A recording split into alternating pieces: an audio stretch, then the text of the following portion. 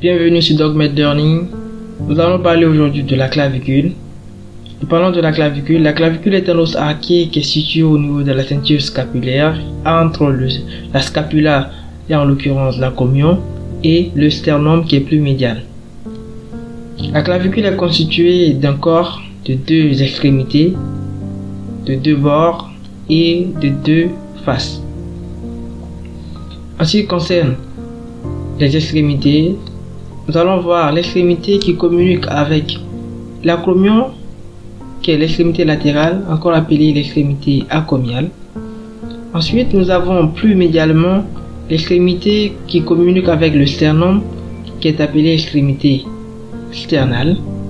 Et ensuite, nous avons le bord antérieur qui est situé au niveau de la vue supérieure vers le bas et au niveau de la vue inférieure vers le haut. Ensuite, nous avons le bord dorsal ou postérieur qui est situé au niveau de la vue supérieure en haut et au niveau de la vue inférieure vers le bas, ce qui est tout à fait l'inverse du bord antérieur, en tenant compte des vues bien sûr.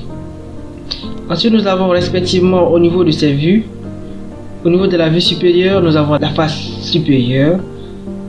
Au niveau de la vue inférieure, nous avons la face inférieure. Parlant de la clavicule, donc, nous allons parler du relief osseux en donnant quelques exemples. Ensuite, nous allons parler des insertions musculaires et pour finir avec les insertions ligamentaires. Nous n'allons pas aborder les éléments vasculaires qui sont autour ou bien qui passent autour de la clavicule. Et parlant du relief osseux sur une vue supérieure orientée en haut dorsale et à droite médialement. En commençant par les saillies, au niveau de la vue supérieure, nous avons une seule saillie qui est le tubercule deltoïdien que nous allons prendre comme exemple. Ensuite, nous avons au niveau de la vue inférieure, nous avons la ligne trapézoïde qui est une surface rugueuse qui permet l'insertion du ligament trapézoïde. Ensuite, nous avons le tubercule deltoïdien qui est le point d'insertion du muscle deltoïde.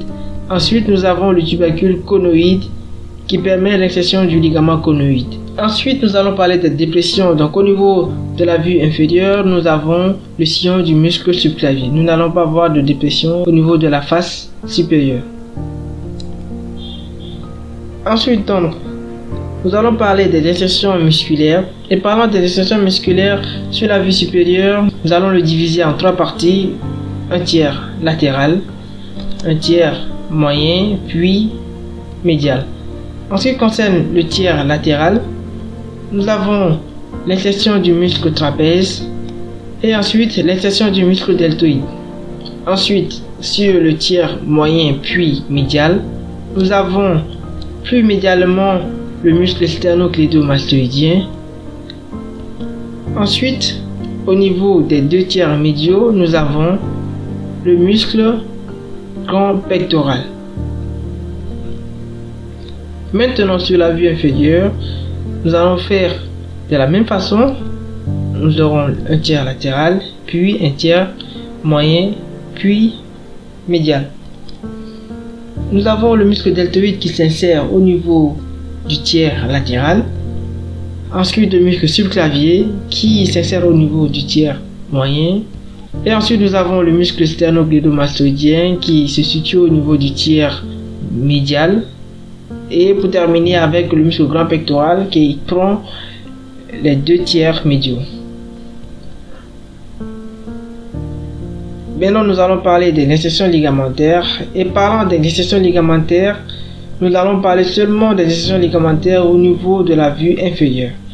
Donc, nous avons le ligament trapézoïde qui est plus latéral, qui s'insère au niveau de la ligne trapézoïde, comme nous l'avons dit.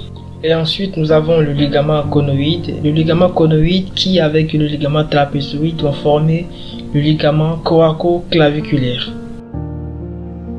Ensuite, nous avons le ligament costo-claviculaire qui est un ligament qui permet de former l'articulation entre la première côte et la clavicule, qui est juste à côté de l'articulation sternoclaviculaire.